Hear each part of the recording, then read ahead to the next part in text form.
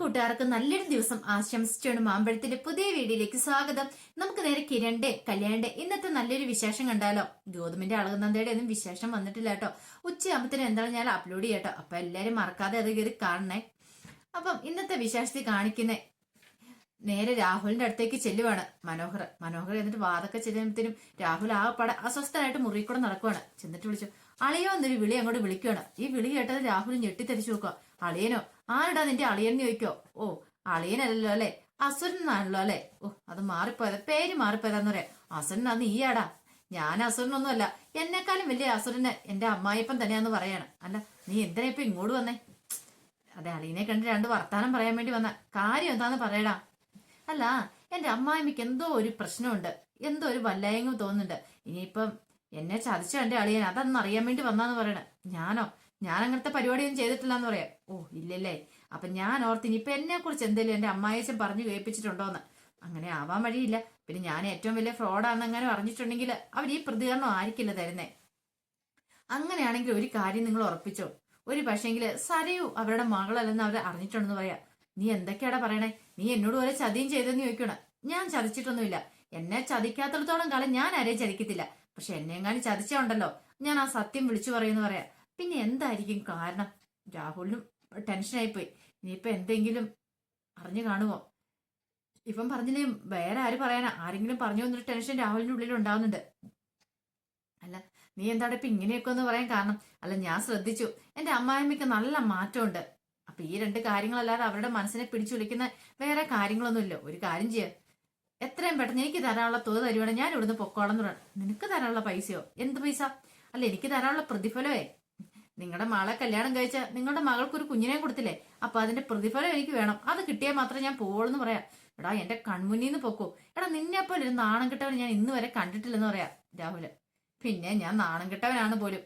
അതെ, ഇവിടെ മാത്രം എനിക്ക് അബദ്ധം പറ്റിയിട്ടുള്ളൂ. വേറെ എല്ലാത്തിടത്തും ഞാൻ കല്യാണം കഴിഞ്ഞ ഭാര്യമാര് പ്രഗ്നന്റ് ആയി കഴിഞ്ഞിട്ടുണ്ടെങ്കിൽ അപ്പൊ അവിടുന്ന് സ്ഥലം വിടുക. പക്ഷെ എനിക്ക് ഇവിടെ മാത്രം കൂടെ പോകാൻ പറ്റിയില്ല. അധികം വൈകാതെ ഞാൻ ഇവിടുന്ന് പോകും. പക്ഷെ അതിനു മുമ്പ് എനിക്ക് എന്റെ പണം കിട്ടണമെന്ന് പറയാം. നിനക്ക് പണമില്ല, ഒന്നുമില്ലെന്ന് പറഞ്ഞാൽ എന്നാ ഒരു കാര്യം ചെയ്തോ, ഈ കാര്യങ്ങളൊക്കെ ഞാൻ എത്രയും പെട്ടെന്ന് നിങ്ങളുടെ ഭാര്യനെ അറിയിക്കുമെന്ന് പറയാം. എടാ, നീ എന്തൊക്കെ വർത്താനേ പറയണേ? നിനക്കറിയാലോ ഇപ്പം എന്റെ ഈ പണമൊന്നുമില്ല. നേരത്തെയാണ് രൂപയുടെ ഇഷ്ടം പോലെ പണം വന്നുകൊണ്ടിരുന്ന. ഇപ്പൊ പണമൊന്നും ഇല്ലാത്തതുകൊണ്ട് പഴയ പോലെ കാര്യങ്ങളൊന്നും ഓടുന്നില്ല. അല്ലെങ്കിൽ തന്നെ എനിക്ക് എന്റെ ആവശ്യത്തിന് പോലും പൈസ ഇല്ലാത്തൊരു അവസ്ഥ ഇപ്പൊ എത്തിപ്പെട്ടിരിക്കുന്നത്. എന്ത് ചെയ്യണമെന്ന് അറിയത്തില്ല, ഞാൻ നിൽക്കുമെന്നും പറയണം.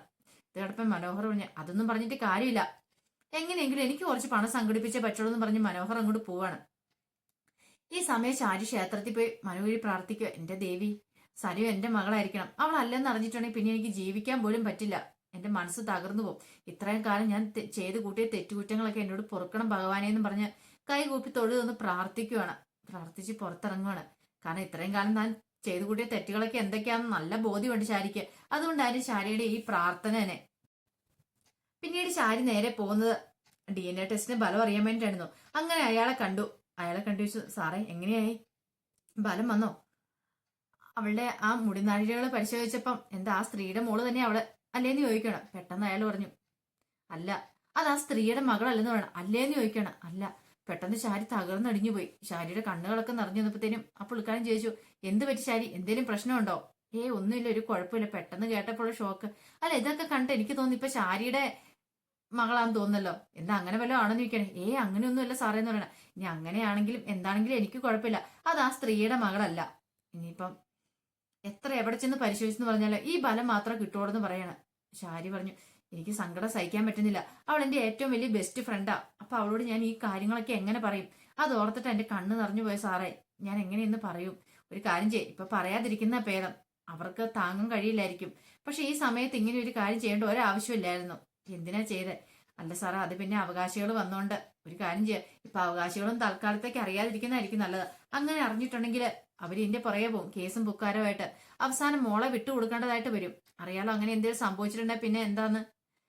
അതുകൊണ്ട് അവരോട് പറ, ഇതിന് കേസുമായിട്ടൊന്നും പോകണ്ട, മുന്നോട്ട് പോകണ്ട. എന്തിനേലും പോയിട്ടുണ്ടെങ്കിൽ അവസാനം അവര് തന്നെ കുടുങ്ങും. അതുകൊണ്ട് അതിന്റെ ആവശ്യമില്ല, അവർക്ക് അവരുടെ മോളെ നഷ്ടപ്പെടും എന്ന് പറയാണ്.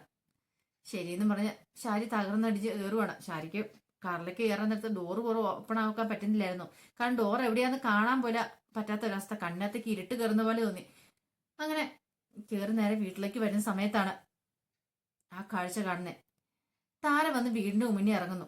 അത് കണ്ടത് ശാരി പെട്ടെന്ന് ചാടി ഇറങ്ങി. താരയുടെ എന്നിട്ട് നീ എങ്ങോട്ടാന്ന് ചോദിക്കാണ്. അല്ല ഞാൻ എന്റെ മോളെ ഒന്ന് കണ്ടു. നിന്റെ മോളോ?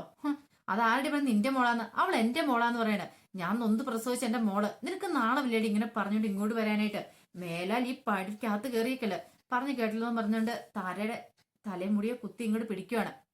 തലമുടിയെ കുത്തി പിടിച്ചിങ്ങനെ വലിച്ചെടുക്കുവാണ്. എന്നിട്ട് പറഞ്ഞു ഇറങ്ങി പോയി അവിടുന്ന്, കണ്ടു പോയേക്കരുതെന്ന് പറഞ്ഞിട്ട് അങ്ങോട്ട് പറഞ്ഞു വിടുവാണ്. ഈ സമയം താര വളരെ സങ്കടപ്പെട്ട് ബുദ്ധിമുട്ടി അങ്ങോട്ട് പുറത്തേക്ക് പോവാണ്. പിന്നീട് ഒരു കാര്യം കൂടെ വിളിച്ചു പറഞ്ഞു. നിന്റെ മോളെ നീ മോളാന്ന് പറയുന്ന ഉണ്ടല്ലോ എന്റെ മോള്, അവൾക്ക് നിന്നെ കാണുന്ന തന്നെ അറപ്പും ദേഷ്യമാ. അതുകൊണ്ട് അവളുടെ കൺമുന്നിൽ പോലും ചെന്ന് പെട്ടേക്കരുത്. കൺമുന്നിൽ പെട്ടിട്ടുണ്ട് നിങ്ങളുടെ കാരണം അടിച്ച് പൊട്ടിക്കുമെന്ന് പറയണം അവള്. സാരി ഇങ്ങനെ പറഞ്ഞെന്നൊക്കെ അറിഞ്ഞു കഴിഞ്ഞപ്പം താരയ്ക്ക് വല്ലാത്ത സങ്കടമായി. പക്ഷെ താര ഒന്നും വേണ്ടിയില്ല. താര ഇങ്ങോട്ട് പോവാണ്. ഈ സമയം കയ്യിൽ ഒളിപ്പിച്ചു വെച്ച മുടിയിഴ എടുക്കുവാണ്. താരയുടെ മുടിയിഴ ആ തലയെ പിടിച്ച് വലിച്ചു കഴിഞ്ഞപ്പോ ആ മുടി പറിച്ചിട്ടുണ്ടായിരുന്നു. ഇത് വെച്ചോട്ടെ ഇനി കളി കളിക്കാനായിട്ട്. ഇതും സരയുവിന്റെ മുടിയും കൂടെ വെച്ച് നോക്കും പറയാം കൃത്യമായിട്ട് അവളുടെ അമ്മ താരയാണെന്നുള്ള സത്യം. അങ്ങനെ എങ്ങാനും ആണെങ്കിൽ എന്ത് ചെയ്യണം? ഒരു കാരണവശാലും രാഹുൽ എന്ന് പറയാൻ ഞാൻ ദുഷ്ടനെ വെറുതെ വിട്ടുകൂടാ. അവനിട്ടൊരു പണി തന്നെ കൊടുക്കണം. പിന്നീട് കാറിലേക്ക് വന്നു കയറിയപ്പം ഡ്രൈവർ ചോദിച്ചു എങ്ങോട്ടാ വേണം പോണ്ടെന്ന് ചോദിക്കണം. എങ്ങോട്ടേലും പോടാന്ന് ചോദിക്കണം. എങ്ങോട്ടെങ്കിലും എന്ന് പറഞ്ഞാൽ എടോ താൻ വണ്ടി വിടി ഞാൻ പറയാന്ന് പറയാണ്. പിന്നീട് കാണിക്കുന്ന സരു ഇങ്ങനെ ഹാളിലേക്ക് വരുന്ന സമയത്താണ് ശാരി ഇങ്ങനെ ടെൻഷൻ അടിച്ച് ഇങ്ങനെ വരുന്നത്. ശാരിയുടെ ഈ വരവ് കണ്ടപ്പോ തന്നെ എന്തോ ഒരു പന്തിയോട് തോന്നി. അല്ല എന്താ അമ്മേ, എന്തേലും പ്രശ്നമുണ്ടോ? നമ്മുടെ മുഖം എന്താ വല്ലാതിരിക്കുന്നേ? ഒന്നുമില്ല അമ്മ, അവൾ ക്ഷേത്രത്തിലേക്കാണ് പോയെ. അത് മോളേന്ന് പറയാണ്. അല്ല എന്തോ ഒരു പ്രശ്നമുണ്ടോ തോന്നുന്നു. അന്ന് അമ്മ രൂപാന്റെ വീട്ടിൽ പോയിട്ട് വന്നതിന് ശേഷം അമ്മയ്ക്ക് ഇങ്ങനെയൊക്കെ. അമ്മ രൂപാന്റെ അടുത്ത് പോയെന്ന് ചോദിക്കണം. ഇല്ല പോയില്ല. പിന്നെ എന്താ അമ്മ കുഴപ്പം? പിന്നെ അമ്മയ്ക്ക് എന്ത് പറ്റി? അന്ന് തൊട്ട് ഞാൻ ശ്രദ്ധിക്കുന്ന. അവിടെ ചെന്നിട്ട് അമ്മ ഇനി വല്ല സത്യങ്ങൾ എന്തേലും പറഞ്ഞോ? എന്ത് സത്യങ്ങള്? ഞാൻ അധികം വൈകാതെ തന്നെ രൂപയുടെ അടുത്ത് പോകും. അവർ തമ്മിൽ എന്തെങ്കിലും ഒരു ബന്ധമുണ്ടെങ്കിൽ അത് കണ്ടുപിടിക്കും. അതേക്കുറിച്ചൊക്കെ ഓർത്തിട്ട് എനിക്ക് ടെൻഷൻ. എനിക്കല്ലാതെ വേറെ ഒരു ടെൻഷനും ഇല്ല മോളെ എന്ന് പറയാണ്. ഇതൊക്കെ പറയുമ്പോഴും ശാരിയുടെ ഉള്ളിൽ ഒരു ഇങ്ങനെ വല്ലാത്തൊരു ടെൻഷൻ ഉണ്ടാകുന്നുണ്ടായിരുന്നു. അങ്ങനെ പറഞ്ഞ് ശാരി അകത്തേക്ക് കയറി പോകുമ്പോഴത്തേനും സരി ഓർക്കുക, ഇതെന്തു പറ്റി അമ്മയ്ക്ക്? എപ്പം നോക്കിയാലും ഇങ്ങനെ ഗ്ലൂമി ആയിട്ട് ഇരിക്കുവല്ലോ. എന്തോ കാര്യമായിട്ടൊരു പ്രശ്നമുണ്ട് അമ്മയ്ക്ക്. ഇത്ര നാളും അച്ഛനായിരുന്നു, ഇനിയിപ്പൊ അമ്മേനെ ഇപ്പൊ അതങ്ങനെ ബാധിച്ചോ? ഒന്നും അങ്ങോട്ട് എത്തും പിടിയും കിട്ടില്ലല്ലോ എന്ന് ഓർത്തോണ്ട് സരയിൽ നിൽക്കുവാണ്. ഈ സമയം മുറിയിലേക്ക് എന്നിട്ട് ശാരിയാണ് എന്ത് ചെയ്യണമെന്ന് അറിയത്തില്ലാതെ ഇരിക്കുവാണ്. ഈ തലമുടി എത്രയും പെട്ടെന്ന് കൊണ്ടുപോയി ടെസ്റ്റ് നടത്തണം, എന്നെങ്കിൽ മാത്രമേ കാര്യമുള്ളൂ. അങ്ങനെയും അറിഞ്ഞിട്ടുണ്ടെങ്കിൽ ഇനി എന്ത് ചെയ്യണം? അയാളെ ഇല്ലാതാക്കുകയോ ചെയ്യണ്ടേ? അയാൾക്ക് ഇനി ഭൂമി ജീവിച്ചിരിക്കാനുള്ള അർഹതയില്ല. അപ്പൊ അങ്ങനെ ചില തീരുമാനങ്ങളൊക്കെ ശാരി എടുക്കുവാണ്. അപ്പൊ അതിന്റെ വിശേഷങ്ങളൊക്കെയാണ് കണ്ടത്. ഇതിന്റെ ബാക്കി വിശേഷങ്ങളുമായിട്ട് വൈകുന്നേരത്തെ പ്രമോയി വരാട്ടോ. അപ്പൊ ആദ്യമായിട്ട് കാണുന്നവരാണെങ്കിൽ ചാനൽ ഇഷ്ടപ്പെട്ട സബ്സ്ക്രൈബ് ചെയ്യാൻ മറക്കരുതേ.